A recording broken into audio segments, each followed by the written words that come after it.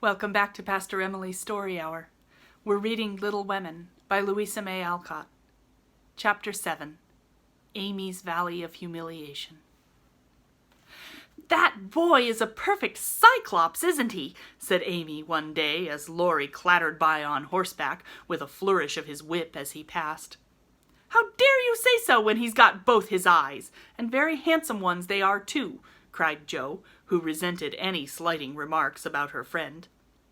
"I didn't say anything about his eyes, and I don't see why you need fire up when I admire his riding." "Oh my goodness, the little goose means a centaur, and she called him a cyclops!" exclaimed Jo with a burst of laughter.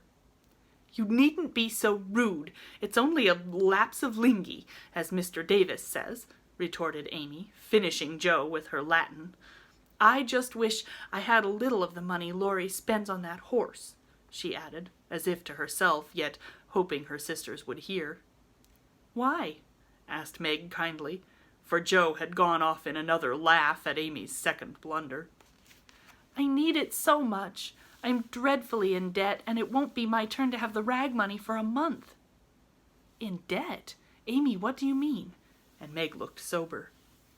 "Why, I owe at least a dozen pickled limes, and I can't pay them, you know, till I have money, for Marmee forbade my having anything charged at the shop."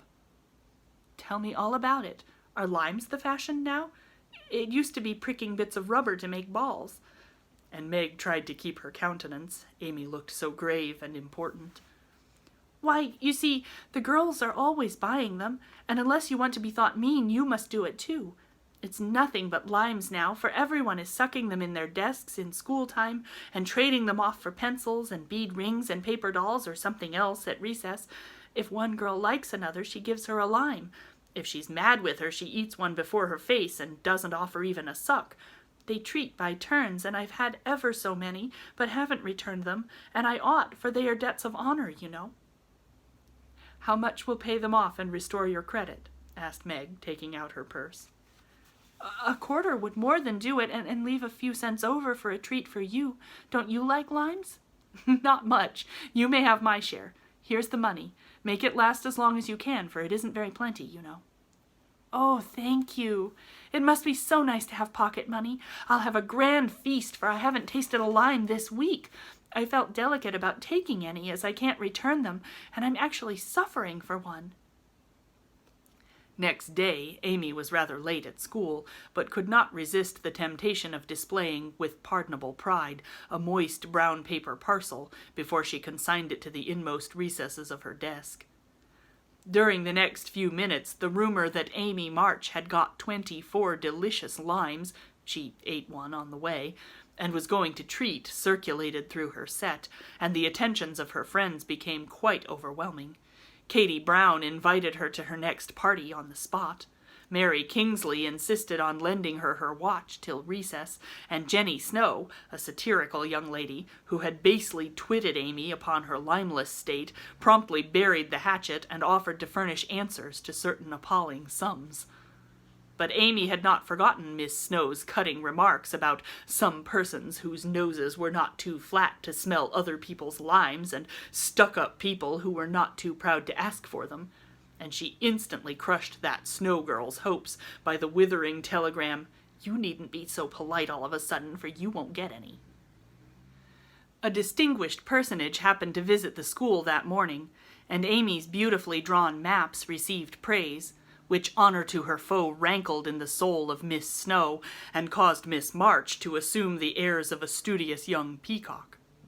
But alas, alas, pride goes before a fall, and the revengeful Snow turned the tables with disastrous success.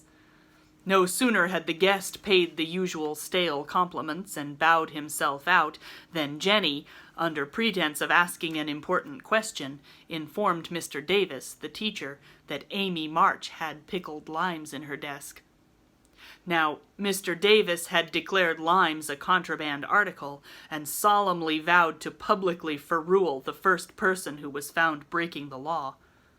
This much-enduring man had succeeded in banishing chewing gum after a long and stormy war, had made a bonfire of the confiscated novels and newspapers, had suppressed a private post office, had forbidden distortions of the face, nicknames, and caricatures, and had done all that one man could do to keep 100 rebellious girls in order.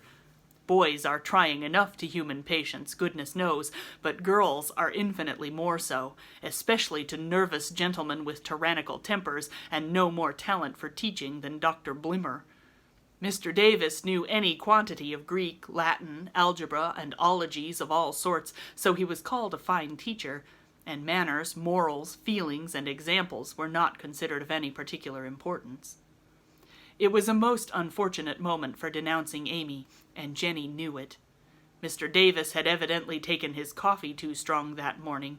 There was an east wind which always affected his neuralgia, and his pupils had not done him the credit which he felt he deserved. Therefore, to use the expressive if not elegant language of a schoolgirl, he was as nervous as a witch and as cross as a bear. The word limes was like fire to powder. His yellow face flushed, and he rapped on his desk with an energy which made Jenny skip to her seat with unusual rapidity. "Young ladies, attention, if you please!" At the stern order the buzz ceased, and 50 pairs of blue, black, gray, and brown eyes were obediently fixed upon his awful countenance. "Miss March, come to the desk." Amy rose to comply with outward composure, but a secret fear oppressed her, for the limes weighed upon her conscience. "Bring with you the limes you have in your desk," was the unexpected command which arrested her before she got out of her seat. "Don't take all," whispered her neighbor, a young lady of great presence of mind. Amy hastily shook out 6 and laid the rest down before Mr. Davis, feeling that any man possessing a human heart would relent when that delicious perfume met his nose. Unfortunately, Mr. Davis particularly detested the odor of the fashionable pickle, and disgust added to his wrath. "Is that all?" "Not quite," stammered Amy. "Bring the rest immediately." With a despairing glance at her set, she obeyed. "You are sure there are no more?" "I never lie, sir." "So I see. Now take these disgusting things 2 by 2 and throw them out the window." There was a simultaneous sigh, which created quite a little gust, as the last hope fled, and the treat was ravished from their longing lips. Scarlet with shame and anger, Amy went to and fro 6 dreadful times, and as each doomed couple, looking oh so plump and juicy, fell from her reluctant hands, a shout from the street completed the anguish of the girls, for it told them that their feast was being exulted over by the little Irish children who were their sworn foes. This was too much. All flashed indignant or appealing glances at the inexorable Davis, and one passionate lime lover burst into tears. As Amy returned from her last trip, Mr. Davis gave a portentous "ahem," and said, in his most impressive manner, "Young ladies, you remember what I said to you a week ago. I am sorry this has happened, but I never allow my rules to be broken, and I never break my word. Miss March, hold out your hand." Amy started and put both hands behind her, turning on him an imploring look which pleaded for her better than the words she could not utter. She was rather a favorite with old Davis, as of course he was called, and it's my private belief that he would have broken his word if the indignation of one irrepressible young lady had not found vent in a hiss. That hiss, faint as it was, irritated the irascible gentleman and sealed the culprit's fate.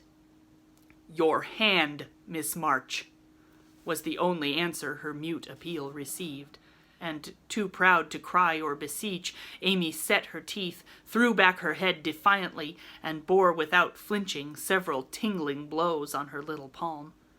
They were neither many nor heavy, but that made no difference to her. For the first time in her life she had been struck, and the disgrace in her eyes was as deep as if he had knocked her down. "You will now stand on the platform till recess," said Mr. Davis, resolved to do the thing thoroughly since he had begun. That was dreadful.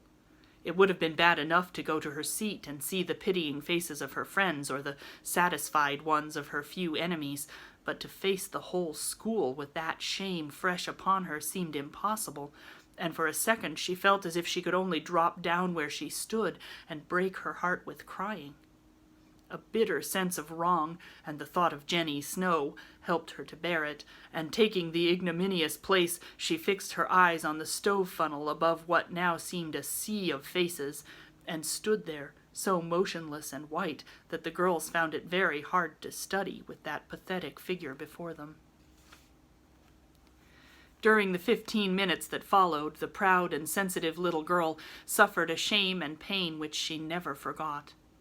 To others, it might seem a ludicrous or trivial affair, but to her it was a hard experience, for during the 12 years of her life she had been governed by love alone, and a blow of that sort had never touched her before. The smart of her hand and the ache of her heart were forgotten in the sting of the thought, "I shall have to tell at home, and they will be so disappointed in me." The 15 minutes seemed an hour, but they came to an end at last, and the word recess had never seemed so welcome to her before. "You can go, Miss March," said Mr. Davis, looking, as he felt, uncomfortable. He did not soon forget the reproachful glance Amy gave him as she went, without a word to anyone, straight to the anteroom, snatched her things, and left the place, forever, as she passionately declared to herself. She was in a sad state when she got home, and when the older girls arrived some time later, an indignation meeting was held at once. Mrs. March did not say much, but looked disturbed, and comforted her afflicted little daughter in the tenderest manner. Meg bathed the insulted hand with glycerin and tears. Beth felt that even her beloved kittens would fail as a balm for griefs like this. Joe wrathfully proposed that Mr. Davis be arrested without delay, and Hannah shook her fist at the villain and pounded potatoes for dinner as if she had him under her pestle. No notice was taken of Amy's flight, except by her mates, but the sharp-eyed girls discovered that Mr. Davis was quite benignant in the afternoon, and also unusually nervous. Just before school closed, Jo appeared, wearing a grim expression as she stalked up to the desk and delivered a letter from her mother, then collected Amy's property and departed, carefully scraping the mud from her boots on the doormat as if she shook the dust of the place off her feet. "Yes, you can have a vacation from school, but I want you to study a little every day with Beth," said Mrs. March that evening. "I don't approve of corporal punishment, especially for girls. I dislike Mr. Davis's manner of teaching, and I don't think the girls you associate with are doing you any good, so I shall ask your father's advice before I send you anywhere else." "That's good! I wish all the girls would leave and spoil his old school. It's perfectly maddening to think of those lovely lines," sighed Amy, with the air of a martyr. "I'm not sorry you lost them, for you broke the rules and deserved some punishment for disobedience," was the severe reply, which rather disappointed the young lady, who expected nothing but sympathy. "Do you mean you are glad I was disgraced before the whole school?" cried Amy. "I should not have chosen that way of mending a fault," replied her mother, "but I'm not sure it won't do you more good than a milder method. You are getting to be rather conceited, my dear, and it is quite time you set about correcting it. You have a good many little gifts and virtues, but there is no need of parading them, for conceit spoils the finest genius. There is not much danger that real talent or goodness will be overlooked long. Even if it is, the consciousness of possessing and using it well should satisfy one, and the great charm of all power is modesty." "So it is," cried Laurie, who was playing chess in a corner with Jo. "I knew a girl once who had a really remarkable talent for music, and she didn't know it, and never guessed what sweet little things she composed when she was alone, and wouldn't have believed it if anyone had told her." "I wish I'd known that nice girl. Maybe she would have helped me. I'm so stupid," said Beth, who stood beside him, listening eagerly. "You do know her, and she helps you better than anyone else could," answered Laurie, looking at her with such mischievous meaning in his merry black eyes that Beth suddenly turned very red and hid her face in the sofa cushion, quite overcome by such an unexpected discovery. Jo let Laurie win the game for that praise of her Beth, who could not be prevailed upon to play for them after her compliment. So Laurie did his best, and sang delightfully, being in a particularly lively humor, for to the Marches he seldom showed the moody side of his character. When he was gone, Amy, who had been pensive all the evening, said suddenly, as if busy over some new idea, "Is Laurie an accomplished boy?" "Yes, he has an excellent education, and has much talent. He will make a fine man if he's not spoiled by petting," replied her mother. "And he isn't conceited, is he?" asked Amy. "Not in the least. That is why he is so charming, and we all like him so much." "I see. It's nice to have accomplishments and be elegant, but not to show off or get perked up," said Amy thoughtfully. "These things are always seen and felt in a person's manner and conversation, if modestly used, but it is not necessary to display them," said Mrs. March. "Any more than it's proper to wear all your bonnets and gowns and ribbons at once, that folks may know you've got them," added Joe, and the lecture ended in a laugh. Come back tomorrow for the next chapter.